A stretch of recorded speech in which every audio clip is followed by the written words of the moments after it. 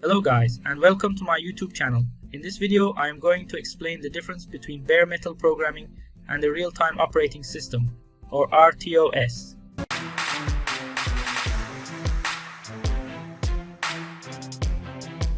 Both approaches allow a microcontroller to read sensors, control outputs, and communicate with other devices. However, they organize the application very differently. Bare metal software normally uses a main loop supported by interrupts. It is lightweight, direct, and suitable for relatively simple systems. An RTOS divides the application into separate tasks and uses a scheduler to decide which task should run. The important question is not which approach is always better. The correct question is which one matches the complexity, timing requirements, hardware resources, and future growth of your project. Bare metal programming means that the application runs directly on the microcontroller without an operating system managing its execution. After initializing the hardware, the program usually enters an infinite loop. Inside this loop, it reads inputs, processes data, updates outputs, and repeats the same sequence continuously. Interrupts can temporarily pause the main loop to handle urgent events, such as receiving UART data, detecting a button press, or processing a timer event. This structure is often called a superloop architecture. Bare metal development gives the programmer direct control over peripherals, timing, and memory.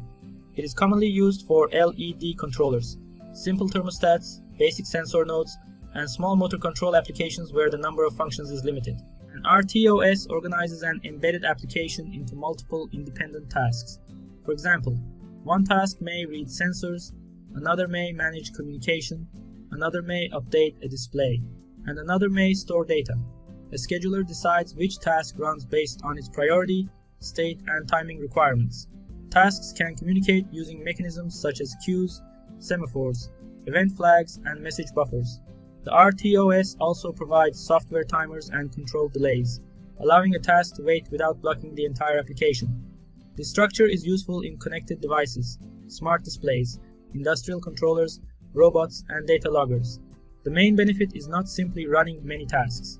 It is organizing complex behavior into manageable software modules. The main difference between bare metal and RTOS development is how the software is structured. Bare metal applications normally use a superloop, interrupts, and state machines. This keeps the initial design simple and requires very little memory. An RTOS uses multiple tasks, managed by a scheduler. This introduces additional concepts and overhead, but it makes larger applications easier to divide and organize. Bare metal task execution is normally sequential unless interrupts or cooperative scheduling are added.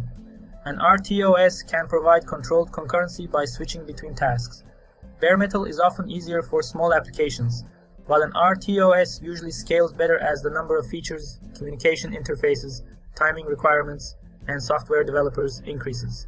Bare metal is usually the better choice when the application is small, predictable, and easy to represent with a simple loop or state machine. It is especially useful when working with a tiny microcontroller that has limited flash memory and RAM. Bare metal software can start quickly because there is no kernel initialization or task scheduler to configure. It also provides direct low-level control over registers, peripherals, interrupts, and timing. Examples include a button panel, a basic fan controller, a simple sensor node, or a small battery-powered device with only a few responsibilities. However, the design must still be structured carefully. Even a bare metal project can become difficult to maintain if blocking delays and oversized interrupt routines are used. An RTOS becomes useful when the system has several activities that must operate independently. For example, the application may need to read sensors, maintain a network connection, update a user interface, control hardware, and record data at the same time.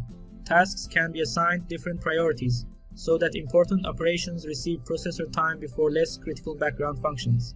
An RTOS is also helpful when the project is expected to grow or when several developers are working on different software modules. Typical examples include connected devices, smart appliances, robot controllers, industrial gateways, and advanced data loggers.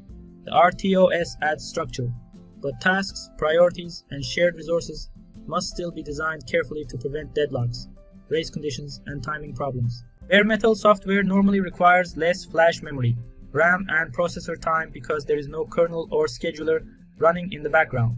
An RTOS requires additional program memory for the kernel and its services. Each task also needs its own stack, which increases RAM usage. The scheduler consumes some processor time when switching between tasks, although this overhead is often small on modern microcontrollers. Power consumption depends heavily on the design. A poorly configured RTOS may wake the processor unnecessarily, while a properly designed tickless RTOS can support efficient low-power operation. Bare metal is generally lighter, but an RTOS provides valuable organization and scalability. The decision should therefore consider both available resources and the complexity that the software must manage. Bare metal and RTOS designs can both meet real-time requirements when they are implemented correctly. In a bare metal system, urgent events are normally handled using interrupts. The interrupt temporarily pauses the main loop, performs a short operation, and then allows normal execution to continue. In an RTOS, urgent processing can be assigned to a high priority task. An interrupt may notify this task, and the scheduler can run it before lower priority tasks. The RTOS provides a more structured method for managing several timing requirements, but task scheduling also introduces context switching overhead and possible priority related problems. Bare metal offers very low overhead, while an RTOS offers priority-based scheduling. Real-time performance depends on measured worst-case response time, not simply on whether an RTOS is used. Bare metal software is usually faster to start because the programmer can initialize the hardware and immediately build the main application loop. Debugging can also feel more direct because the execution path is relatively simple. However, as more features are added, the superloop may become filled with flags, timers, state machines, and interactions that are difficult to follow. An RTOS requires more initial setup. Developers must understand tasks, priorities, queues, synchronization, and stack allocation. Once the architecture is established, however, separate features can be developed as independent modules. This can make larger projects easier to organize, test, and divide between team members. Bare metal reduces initial complexity, while an RTOS can reduce architectural complexity as the application grows. To choose between bare metal and an RTOS, begin by examining the real requirements of the application. When the system has only a few tasks, uses a small microcontroller, and has simple timing requirements, bare metal is usually sufficient. When the application has many independent activities, requires priorities, includes networking or a user interface, or is expected to grow significantly, an RTOS may provide a cleaner architecture. Do not choose an RTOS only because the project must operate in real time. Bare metal systems can also be highly deterministic. Similarly, do not avoid an RTOS only because it introduces overhead. On a capable microcontroller, that overhead may be small compared with the organizational benefits. For simple and resource-limited systems, choose bare metal.